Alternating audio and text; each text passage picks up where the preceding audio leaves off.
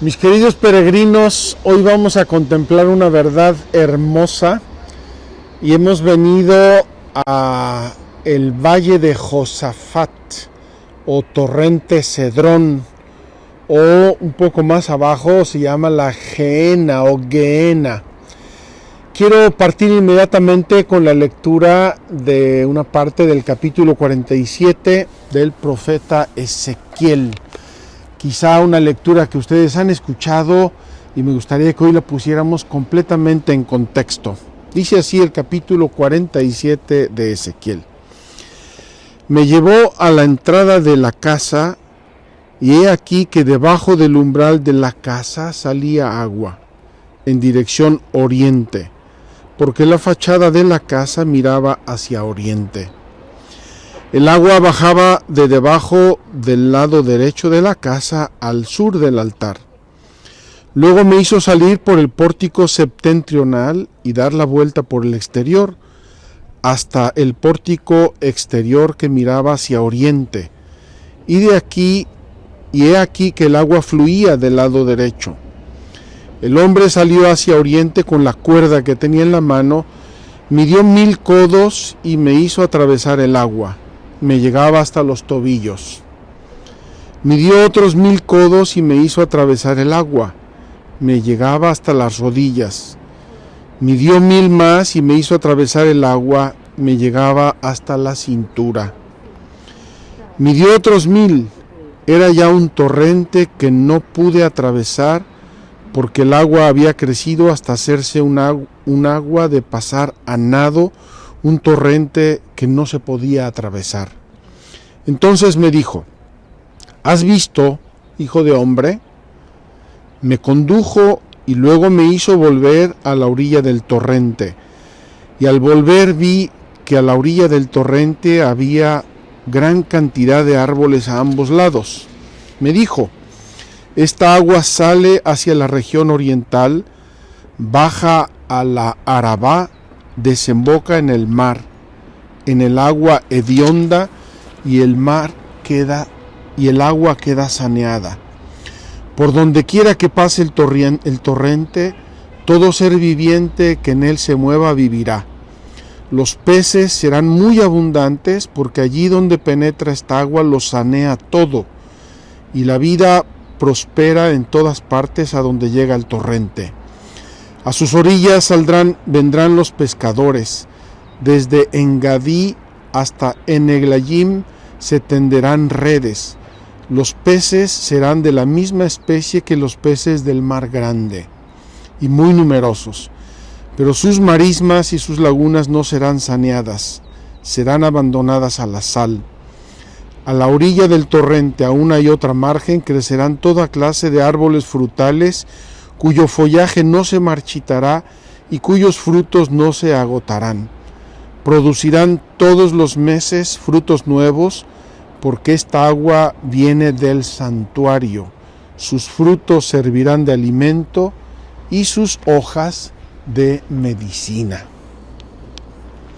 Queridos hermanos, hemos escuchado seguramente esta lectura del profeta Ezequiel sin saber qué pasa con esta lectura, dónde es, qué significa, qué pasa. Queridos hermanos, aquí está el templo de Jerusalén, la casa de Dios. Y Ezequiel ve salir agua que va creciendo, dice, y baja por el torrente. Este es el torrente Cedrón. Y este torrente, incluso ahora cuando llueve, baja hasta el mar muerto. Y dice que va a sanear el agua y que van a crecer plantas y que va a haber peces igual que en el mar grande. Una imagen de la gracia. El templo, ya lo hemos visto, es Cristo, el verdadero templo donde reside toda la divinidad es Cristo. Y de ese templo mana el agua, que es la gracia, y esa gracia sanea todo y lo purifica y lo hace vivir, y es la gracia de Dios y es una anticipación del cielo. He querido leerles esto para que sea como el grande trasfondo de nuestra consideración. Vamos a hablar hoy de que Cristo subió al cielo, lo vimos ayer, vendrá a juzgar a vivos y muertos. Es decir, nuestra vida se va a acabar, el juez es Cristo y después habrá algo, o el cielo o el infierno, eso depende de cada uno de nosotros, pero el telón de fondo en este caso es solo y siempre el amor y la gracia de Dios. Por eso estas aguas sanean el mar muerto. Es un mar donde no existe ningún tipo de vida, nunca ha existido, y el agua del templo, la gracia de Dios, la sanea. Eso es lo que Cristo nos ofrece en la vida, en la muerte y también después de la muerte. Vamos a dar 2 pasos hacia abajo para ver este ambiente que en este momento es casi por todos lados cementerio, tumbas, algunas tumbas antiguas importantísimas que les voy a hacer ver y otras tumbas más recientes por una creencia interesante y respetable de los judíos que dicen que los que están sepultados aquí van a ser los que resucitan al inicio, o sea, hay que estar en la primera fila porque si no te pierdes el espectáculo. Vamos a caminar hacia abajo y vamos hablando un poco de este valle de Josafat o torrente Cedrón. Este valle de Josafat o torrente Cedrón, queridos hermanos, significa Josafat, Dios juzga. Dios juzga. Y o también significa el valle de la decisión, es decir, la decisión final, el momento final de nuestra vida. Allí enfrente pueden ver el pináculo del templo donde Jesús fue tentado por el demonio. Tírate abajo y los ángeles de Dios te van a cachar en la caída porque tú puedes hacer caprichos con la voluntad de tu Padre. Aquí podemos ver un poco el torrente Cedrón. Esto es ahora parte del huerto de Getsemaní que pertenece a los franciscanos y de hecho espero que nos dejen entrar y que podamos mostrarles, aunque sea brevemente. Han hecho excavaciones arqueológicas recientes teniendo unos descubrimientos fantásticos. Este es el torrente Cedrón. Este valle baja curveando por el desierto de Judá hasta el Arabá y llega hasta el Mar Muerto. Esta es la explanada del templo, este es el monte de los olivos. Entre los dos va bajando y baja mucho. No sé si ustedes perciben, pero en pocos metros vamos bajando y bajando y bajando y baja 1200 metros desde Jerusalén hasta el Mar Muerto. Actualmente han construido aquí delante muchas casas, es un barrio musulmán, Siloé. De hecho ahí está la piscina de Siloé, lo vamos a ver en un momento. Y aquí en ambos lados hay tumbas. Por este lado hay tumbas musulmanas, por este lado hay tumbas judías, y dando la vuelta a la colina, un poco más adelante, por donde está Gallicantu, ahí hay tumbas cristianas. Es un lugar de sepultura, es un lugar, y me pareció el lugar ideal para considerar el tema de la muerte y del juicio, más el juicio que la muerte, porque ese es el artículo de la fe, y vendrá en su gloria para juzgar a vivos y a muertos. Queridos hermanos, miren nada más qué maravilla esta tumba que es llamada, me parece que sin mucho fundamento, pero así es llamada desde la antigüedad, la tumba de Absalón. Absalón era uno de los hijos del rey David, que luchó un poco con él, medio lo persiguió, y es llamada la tumba de Absalón. Recuerda mucho el estilo egipcio de de ciertas tumbas, tiene en el interior una serie de cámaras funerarias y parece ser que no es tan antiguo como Absalón, más bien parece del siglo segundo, tercero antes de Cristo, pero así se ha llamado en la tradición. Y aquí adelante, siempre en este costa que es la base del Monte de los Olivos, hay otras tumbas, otra que se llama la tumba del profeta Ezequiel. Igualmente parece que es un nombre un poco gratuito que le pusieron de modo más tardío, pero sin lugar a dudas, tumbas importantísimas. Aquí estamos en el fondo del valle y vamos a caminar. Aquí pueden ver el valle cómo discurre hacia abajo. Vamos a caminar un poquito hacia arriba en las faldas de la colina del Templo de Jerusalén para poder ver mejor este Monte de los Olivos, actualmente un cementerio judío, además de estas grandiosas tumbas antiguas. Una de ellas fue llamada también, sin mucha justificación histórica, la tumba de Santiago. Yo creo que son nombres un poco gratuitos que se le pusieron por elementos históricos no muy bien fundados. Queridos hermanos, a quienes nos acompañaron en la peregrinación del mes de octubre, allá en el fondo se ve una bandera francesa, no sé si la van a ver, es demasiado pequeña. Esa es la casa de Abraham, la casa de Abraham.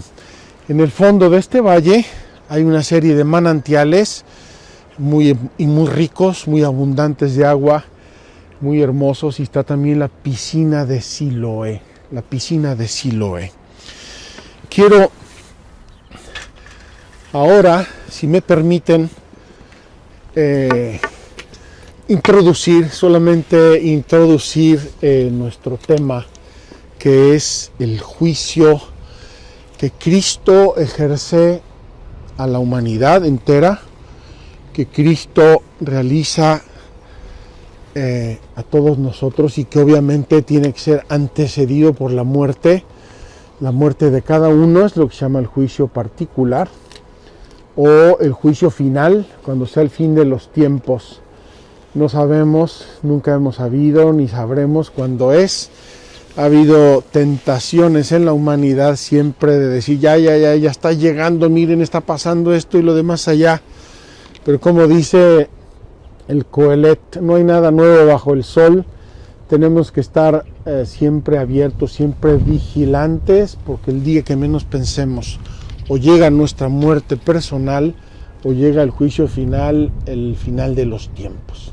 Bien, recapitulo brevemente. Torrente Cedrón o Valle de Josafat, que significa Yahvé juzga, o lugar de la decisión final. Desde época inmemorial, como podemos ver por esas tumbas, un lugar de sepulturas, también porque estamos en las afueras de la ciudad. Y quiero hacerles un esquema, a ver si me lo cachan. Esta sería la explanada del templo, que es como una fortaleza natural. De hecho, apenas bajando un poco de la explanada del templo, se encuentran las ruinas del Palacio de David, fortaleza natural. ¿Por qué? Porque este valle baja por aquí y va bajando mucho. Luego se encuentra con el Valle de la Gehenna, y estos dos valles, la Gehenna y el Valle de Josafat o Torrente Cedrón, hacen una fortaleza natural. Gehenna parece ser que es un término que viene del siríaco y significa infierno. Era un valle infernal Efectivamente, nada más por mencionar algunos hechos históricos, ahí hacían sacrificios humanos a los dioses paganos, incluso en el tiempo del judaísmo, y es algo que los profetas, Jeremías, Zacarías, condenan terriblemente.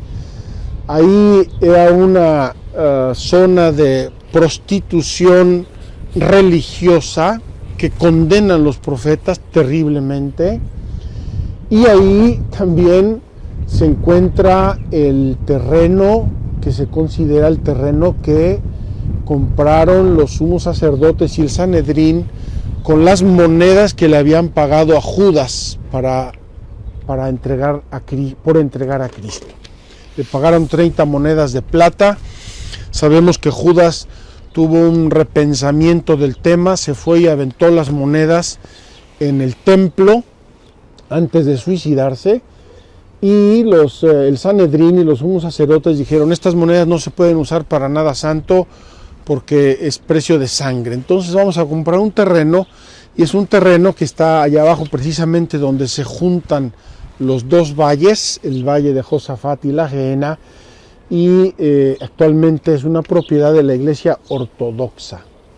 Hay otras tumbas y otros lugares en este lugar, en estos valles, como la tumba de Isaías, propiedad de la custodia franciscana, pero nos hace pensar a todos, y este es el tema de hoy, nos hace pensar en la muerte, el fin de nuestra vida, el fin temporal de nuestra vida. Nos hace pensar en el poder que Cristo ejerce sobre toda la historia de la humanidad y para todos los tiempos. Cristo Rey, sentado a la derecha del Padre, y desde donde vendrá a juzgar a vivos y muertos. Y en el juicio de que cada uno va a dar cuentas de su vida, va a dar cuenta de sus actos. Queridos hermanos, como ya hemos dicho en algún momento, el fin de la vida del hombre no es un abismo negro oscuro donde vamos cayendo todos poco a poco y nadie sabe nada. El fin de la vida del hombre lo pensó Dios desde la eternidad. En el paraíso terrenal estaba muy bien descrito, era la intimidad con Dios, el goce de Dios, los bienes preternaturales, es decir, inmortalidad, impasibilidad, etcétera, los bienes que ya hemos descrito, y bienes que Jesucristo nos conquistó con su pasión y muerte, pero desde el misterio pascual de Cristo hasta el fin de los tiempos, o si prefieren, desde la ascensión de Cristo a los cielos hasta el fin de los tiempos, queda un tiempo indefinido, nadie sabe cuánto va a durar, y que nadie venga con profecías baratas de que ya miren, pasó esto, entonces es pasado mañana. El mismo Jesús respondió a los apóstoles: nadie lo sabe, solo mi Padre, ni yo, porque así es el designio de Dios.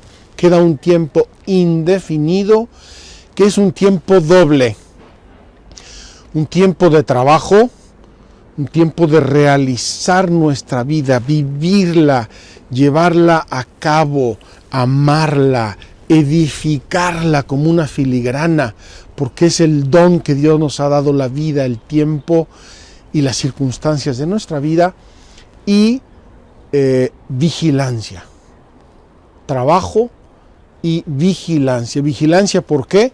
Porque el mismo Jesús dijo: la muerte llegará como un ladrón en la noche. No te va a avisar, no te está pidiendo permiso, como dicen respecto de la muerte: si te toca, aunque te quites, y si no te toca, aunque te pongas. ¿Cuántas veces conocemos gente que ya se está muriendo y no se acaba de morir, y viven años y se recuperan de enfermedades gravísimas o de accidentes gravísimos? Y a veces gente sanísima que no tiene nada y le pasa una tontería y se muere. Entonces, queridos hermanos, desde el valle de Josafat, desde el valle que se llama Yahvé juzga, vamos a reflexionar con el catecismo en la mano sobre el juicio de Cristo sobre vivos y muertos. Vamos a ver si los franciscanos nos permiten entrar en la parte del Valle de Josafat, que es su propiedad, y ojalá que también podamos celebrar ahí la misa para pedirle a Jesús que cuando venga a juzgarnos nos encuentre preparados y pasemos con pase directo en primera fila a gozar de la eternidad del cielo.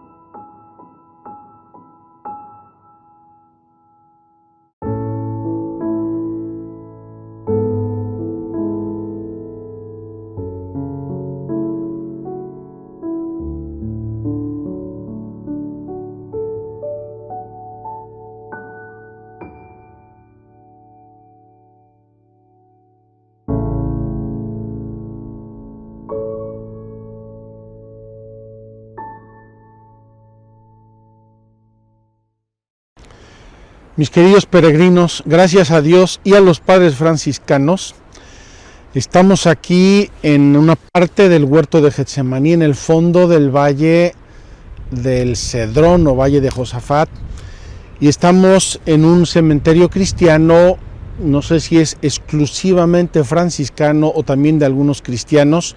Que Dios me perdone, estoy sentado en la tumba de algún fraile, pero quiero tocar esta realidad con ustedes con mucho realismo y sobre todo con mucha verdad y mucha profundidad cristiana. Y quiero decirles ya inmediatamente una cosa. Así como las tumbas nos sobrecogen un poco por el realismo de la muerte y la proximidad de la muerte, miren aquí en todo el torrente Cedrón ahora están naciendo estas florecillas de la primavera, preciosas, encantadoras, y yo creo que así debemos contemplar el tema de la muerte y del juicio. Es con realismo humano, realismo antropológico, realismo cristiano, pero también con mucha fe y con mucha esperanza. Queridos hermanos, nosotros no nacimos para terminar en el fondo de una tumba, por más hermosa que sea. Nacimos para irnos al cielo. Y miren, esto es signo de la caducidad de la vida. Ya se me cayó esto y no sé dónde. Espero poder ver lo que les voy a leer. Queridos hermanos, el capítulo 25 del Evangelio de Mateo, a ver cuánto me duran estas gafas, nos presenta tres parábolas, una más fuerte que la otra, sobre el juicio y el sentido de responsabilidad cristiana de la vida. La parábola de las 10 vírgenes, la parábola de los talentos y el juicio final. Y quiero centrarme ahora solo en el juicio final porque es el símbolo de la fe. Jesús vendrá a juzgar a vivos y muertos. Dice así el inicio del capítulo 25 en el versículo 31. Cuando el Hijo del Hombre venga en su gloria, acompañado de todos sus ángeles, entonces se sentará en su trono de gloria. Queridos hermanos, ya mencionamos brevemente antes este tema de que al final de la historia, cuando Dios determine que sea el juicio final, Jesucristo se presentará glorioso con toda su divinidad, con los ángeles sentado en su trono de gloria, y allí va a juzgarnos a todos. ¿De qué nos va a juzgar? Nos va a juzgar sobre todo del amor, porque Él quiso solidarizarse, identificarse con cada persona humana, y dice: lo que habéis hecho con uno de estos pequeños, lo habéis hecho conmigo. Qué impresionante que estos pasajes del mundo futuro los refiere el Hijo del Hombre, subrayando su identificación, su solidaridad como hombre. Él conoció nuestra vida, nuestras fatigas, nuestras luchas, nuestras tentaciones, nuestras posibilidades y nuestras derrotas. Las conoció, las tocó con su mano humana y divina. Vamos a ver pues qué nos dice el catecismo en este artículo séptimo. Estamos en los números 668 y siguientes. Desde allí, es decir, sentado de la diestra del Padre en el cielo, desde allí vendrá a juzgar a vivos y muertos. Este artículo, en primer lugar, nos está subrayando que Jesucristo es el Rey de la historia, es el Rey del universo. Gracias a su pasión, muerte y resurrección, obtuvo de su Padre el poder, la gloria, la potestad, el reino. Nos lo dice claramente el Evangelio, y nos lo van a subrayar de muy diversos modos los escritos apostólicos. Cristo, cabeza de la Iglesia, y esta Iglesia que permanecerá todavía en el tiempo hasta el juicio final, es su cuerpo místico. La redención es la fuente de la autoridad que Cristo, en virtud del Espíritu Santo, ejerce sobre la Iglesia, y esta Iglesia que, como ya hemos hablado en varias ocasiones, ejerce de levadura en el mundo. Qué hermoso sería que todo el mundo fuera cristiano y todos fuéramos buenos cristianos, pero ya nos enseñó Él que es la levadura, una pequeña levadura que fermenta toda la masa en la historia de la humanidad. Desde la ha entrado en su consumación. Estamos ya en la última hora. ¿Cuánto va a durar? No lo sabemos. Nadie lo sabe, ya lo repetimos. Por eso debemos vivir en vigilante espera. Vigilante espera. Dice la Escritura también que Dios sometió todo a Cristo. Este reino aún es objeto de los ataques del poder del mal, a pesar de que estos poderes hayan sido vencidos en su raíz por la Pascua de Cristo. Sabemos que Cristo venció al mundo, sabemos que venció al demonio, sabemos que venció a la muerte, pero en este periodo de la historia de la humanidad estamos todavía en una lucha donde Dios nos ayuda, nos asegura su gracia, pero permite, no manda ni desea, permite que seamos tentados por el demonio. ¿Y esto por qué? Queridos hermanos, Dios, al hacernos a su imagen y semejanza, nos hizo inteligentes y libres, y Dios ama y respeta esa libertad. Ya lo pusimos en otra ocasión en el entorno de un hijo de tus padres, de tus propios hijos. Tú lo creas, es niño, te obedece, etcétera. Llega un momento en que empieza el jaloneo de su libertad y eventualmente él hace sus opciones de vida. Así es Dios nuestro Señor amorosamente con nosotros. Este tiempo, queridos hermanos, va a tener, según nos enseña San Pablo sobre todo y San Pedro, va a tener un fin con un preámbulo misterioso. Es la conversión del pueblo judío. El pueblo judío se irá convirtiendo a Cristo, lo irá reconociendo como Mesías, de esta cerrazón increíble en que estuvo cuando Cristo vivió aquí. Aquí enfrente estoy viendo la iglesia del Dominus Flevit, cuando Cristo lloró porque Jerusalén no lo recibió como profeta, no lo reconoció. Pues la venida del Mesías glorioso en un momento determinado de la historia se vincula al reconocimiento del Mesías por todo Israel, del que una parte está endurecida en la incredulidad. Vamos a pedirle a Dios que el pueblo de Israel, lo pedimos todos los Viernes Santos, es una de las 10 grandes peticiones de la celebración de la Pasión, por tu pueblo, por tu pueblo.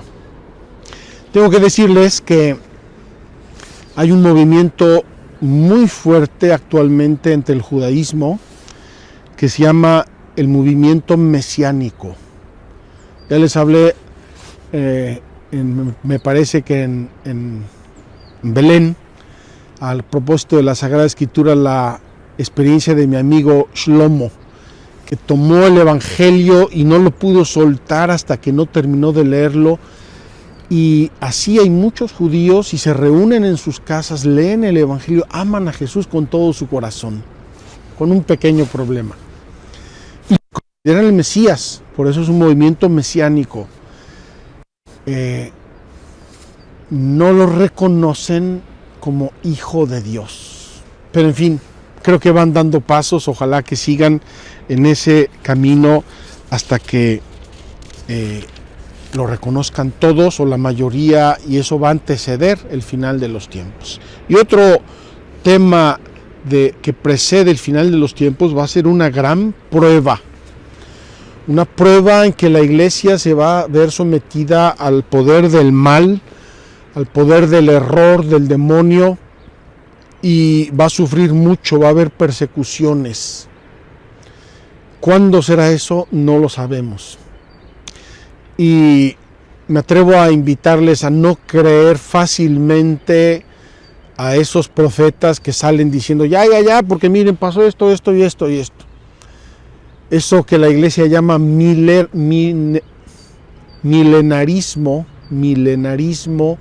ha existido desde siempre. Nada más que no hay nada nuevo bajo el sol. Tiempos difíciles, persecuciones, guerras y terremotos ha habido en toda la historia del cristianismo. Yo creo y espero que el Señor nos conceda la gracia de reconocer cuando efectivamente sean los tiempos finales. Y dice que vendrá Jesús cuando acabe ese tiempo a juzgar a vivos y muertos. Y ya les mencioné antes, muy brevemente, que nosotros en la fe reconocemos dos juicios. El juicio particular, el juicio de cada ser humano cuando muere, y el juicio final, porque el día que se acabe el universo y pasemos a otro estado, a otra forma de ser que nosotros ahora no conocemos, lo intuimos por el cuerpo glorioso de Cristo, por la asunción de la Virgen, por los santos y los ángeles. Intuimos que hay otro modo de ser que no sabemos cuál es, pero cuando eso llegue será el juicio final, el juicio definitivo. Queridos hermanos, les voy a platicar una especie de parabolita que me dijeron un día, que me impresionó mucho y que estamos en el lugar adecuado y en el tema para decirla. Un día me dijo un señor, mire, la vida es así. Uno es niño, lo lleva a su mamá de la mano, con su hermanito, su hermanita, van caminando por un camino en medio del bosque, de la naturaleza, van felices, encantados. Y uno pues corretea una lagartija, el otro corretea una mariposita, se la traen a su mamá, como yo traje esta flor, ¿verdad? Mamá, mira ahí, la mamá me explica, es una flor, y así van pasando, y luego uno va descubriendo otras cosas de la vida, y así poco a poco va pasando y uno va creciendo, hasta que un día, en ese camino, ve uno una tumba. Oye, mamá, ¿y esto qué es? Es una tumba, hijo. Mira, los seres humanos morimos. Se acaba nuestra vida un día cuando Dios quiere, se acaba nuestra vida y morimos. Entonces el niño ya, ay, ¿y qué tan profunda es esa tumba? ¿Y es oscura? No es oscura. Y todo el mundo tenemos, de niños o adolescentes, una sensación de la tumba que, como dicen los italianos, yo toco madera, nos da un poco de miedo. La muerte. Seguimos en ese camino y vamos empezando a ver la vida, las cosas, vamos creciendo, vamos madurando y seguimos ya, y un día ya ese camino se vuelve el nuestro. Soltamos a la mamá o al papá, nos deshacemos del hermanito y ya vamos en nuestro propio camino y vamos viendo, junto con otras muchas cosas, más tumbas. Llega un día en que vemos una tumba, pero ya no es una tumba, es la tumba de alguien conocido. Es la tumba de mi abuelo, es la tumba de un tío, es la tumba de un hermanito mío que nació y murió, o murió en el seno de mi madre, y aquí está, ya nos empieza a tocar a nosotros directamente. Y seguimos nuestro camino, y entonces empezamos a ver tumbas y más tumbas de gente conocida. Mira, este es el señor que vivió enfrente de mi casa, y esta tumba es la de mi profesora de la escuela, y esta es un primo que murió joven porque le dio cáncer, y esto es la de la tía abuela de mi mamá. Y así seguimos familiarizándonos con las tumbas e identificándolas y conociendo más de cerca el tema de la muerte, hasta que caminando llegamos y vemos una tumba vacía, y esa es nuestra tumba, esta es la tuya. No vas a conocer más el camino que sigue. Lo ves, esperas que ahí caminen tus hijos y tus nietos, pero tú te quedas aquí. Aquí se acaba el tiempo de tu vida. Queridos hermanos, mencioné al inicio la parábola de las 10 vírgenes vigilantes. Mencioné al inicio la parábola de los talentos. Dios te dio algo para hacer, te dio talentos, te dio cualidades, te dio el tiempo, te dio una familia, te dio lo que Él quiso y pensó que tú podías administrar. Y el juicio final, tuve hambre y me diste de comer, tuve sed y me diste de beber. Estaba desnudo y me vestiste. Estaba en la cárcel y viniste a verme. Estaba enfermo y me cuidaste. Me perdí y me ayudaste a reencontrar el camino. Era yo ignorante y me enseñaste. Me equivoqué y me corregiste. Y ahí tenemos, queridos hermanos, una catequesis impresionante sobre uno de los aspectos de nuestra vida. Como dije antes, Jesús se identifica con el hermano. Lo que hiciste con uno de estos pequeños, lo hiciste conmigo. Una de las características de este juicio, y me parece importantísimo, es que es juicio divino. Queridos hermanos, cuando pensamos en el juicio, frecuentemente lo asimilamos por analogía a los juicios humanos. Y los juicios humanos normalmente son pleitos y problemas. Nadie va a un juicio para divertirse y pasársela bien con su hermano, con su primo o con su competidor. Vamos a pelear. Nadie va a un juicio por deporte. Nadie. No conozco yo esos juzgados todavía. Bueno, conozco uno simpático y si puedo y me da tiempo se los voy a contar. Vamos a juicios por problemas, solucionar discordias, pleitos, negociaciones, discusiones. Y por eso necesitamos un juez que venga, aclare las cosas lo más justamente posible y según las leyes humanas, y entonces ya haga paz y se acabe el lío. Y por analogía pensamos en Jesús como ese juez. Por favor, quítense ese juicio de la cabeza. El juicio que va a ejercer Cristo lo ejerce en la verdad. En las parábolas que Jesús nos habla del juicio final y del juicio personal particular, es exigente, porque el juicio es irrevocable, es amorosísimo, es sacrosanto, es en la verdad, es en la misericordia de Dios, pero es irrevocable. La condenación de los ángeles para nosotros es una advertencia terrible. Ellos eligieron desobedecer a Dios y ellos deliberada y libremente se quedaron y se quedarán por toda la eternidad en esa enemistad y en ese odio a Dios. Agravado hasta el paroxismo, porque conocieron el amor y la intimidad con Dios. Y por su propia decisión libre están enemistados, peleados irreconciliablemente con Dios. Entonces, eso le dice Jesús a Nicodemo cuando se encuentra con él en la noche. Le dice: Dios tanto amó al mundo que mandó a su Hijo unigénito para salvar al mundo, no para condenarlo, quitémonoslo de la cabeza.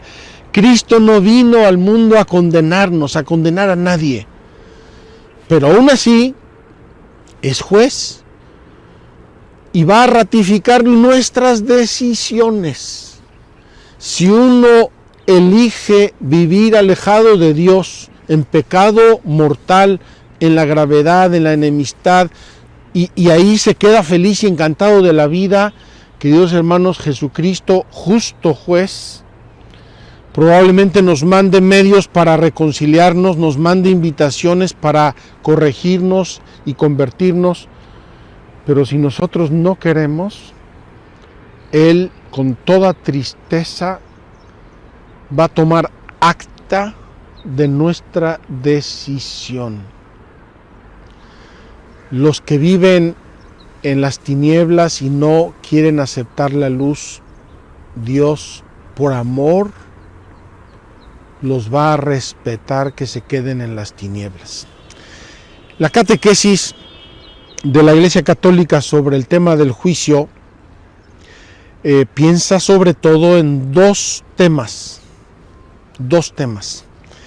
El primer tema es el amor. Nuestra vocación es el amor. Dios nos llamó a amar. Dios quiere que vivamos en la alegría y el gozo del amor. Dios quiere que le encontremos a Él, que es amor. Dios quiere que salgamos de nosotros mismos, porque hay más alegría en dar que en recibir. Y cuando nos damos a nosotros mismos, no solamente cosas, sino nosotros mismos nos damos, la alegría es infinita, es enorme, es gigante. Pensemos en la Madre Teresa de Calcuta: dar. Toda la vida dio y ahora es una santa y sabemos que está sentada muy cerca de Cristo en el gozo del cielo, porque eso nos dice la fe con su canonización. El segundo tema es la fe.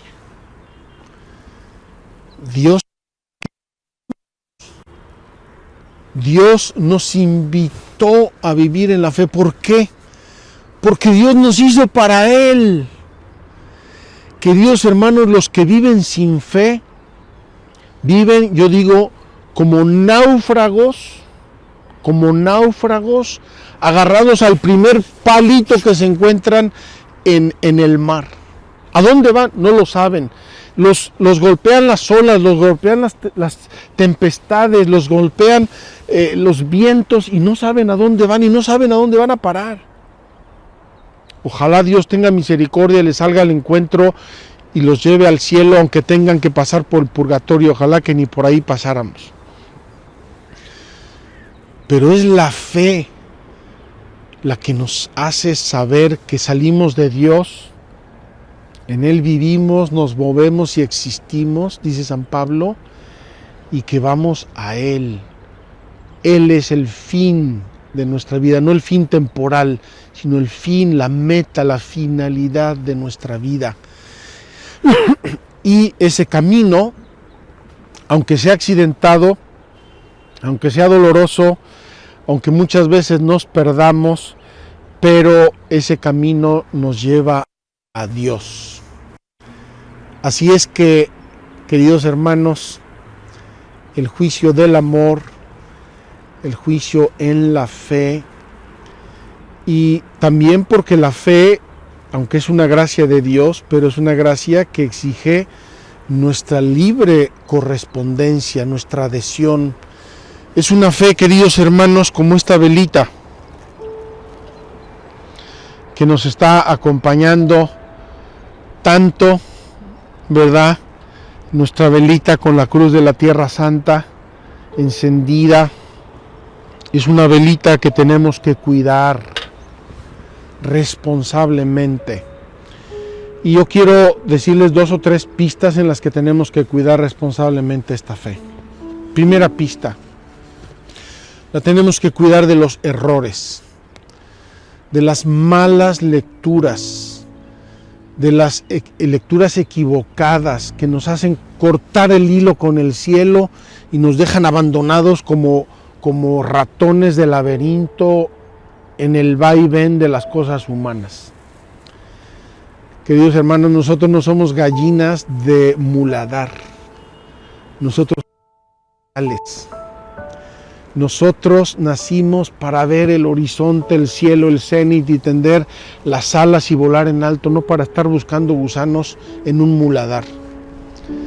Entonces tenemos que cuidar esas ideas, esos autores, esas personas, esos programas, esas cosas que nos cortan el hilo del cielo y nos dejan en un nivel puramente horizontal y nos hacen, como decían los romanos, carpe diem, vívelo hoy, disfrútalo hoy, satisface tus pasiones hoy, porque mañana no sabes si va a existir.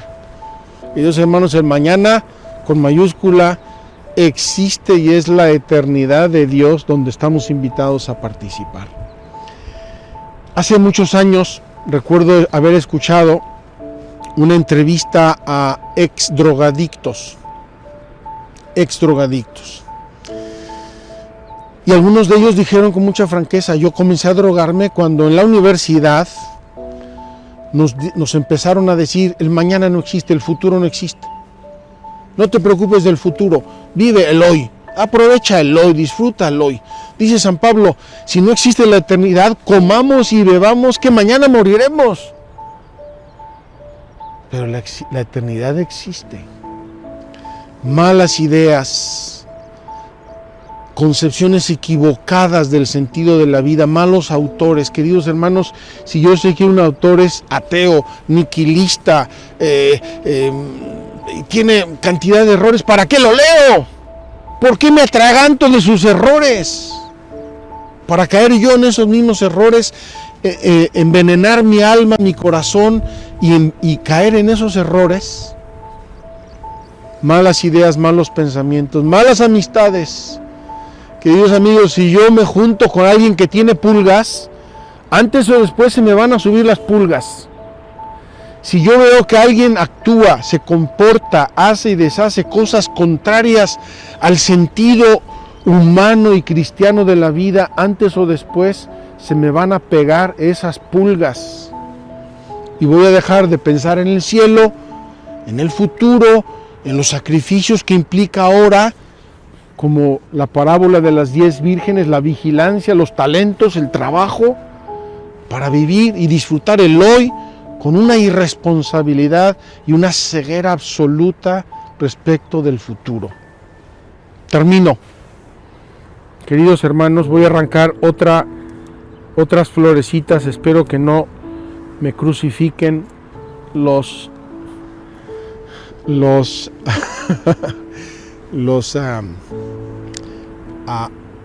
amantes desordenados de la naturaleza. Queridos hermanos, aquí tenemos el recuerdo maravilloso de la eternidad que nos espera. Mirad las flores del campo. Mirad las flores del campo. No tejen ni hilan, y mi Padre del cielo, cielo al que estamos llamados, las viste. Ni Salomón en todo su esplendor se vistió como una sola de las florecillas del campo. Si es verdad esa parábola que les dije del caminar de la vida y florecitas y demás y tumbas, cuando entremos en esa tumba oscura que es la nuestra, aparecerá la luz. Será el jardín del paraíso celeste. Brillaremos, dice el Evangelio, como el sol. Los justos brillarán como el sol. Tendremos el banquete eterno. Fíjense los términos del Evangelio: banquete eterno. Brillarán como el sol. Verán a los ángeles. Verán al Hijo del Hombre en su gloria. Se reunirán con todos los santos. Queridos hermanos, pensemos en la muerte. Pensemos en el juicio que seguirá la muerte, y pensemos también con gozo en el cielo eterno que Dios nuestro Señor nos tiene preparados. Al inicio del capítulo 14 de San Juan les va a decir Jesús: ¿creéis en Dios? Creed también en mí. La fe. ¿Creéis en Dios? Creed también en mí. Porque voy a prepararos un lugar.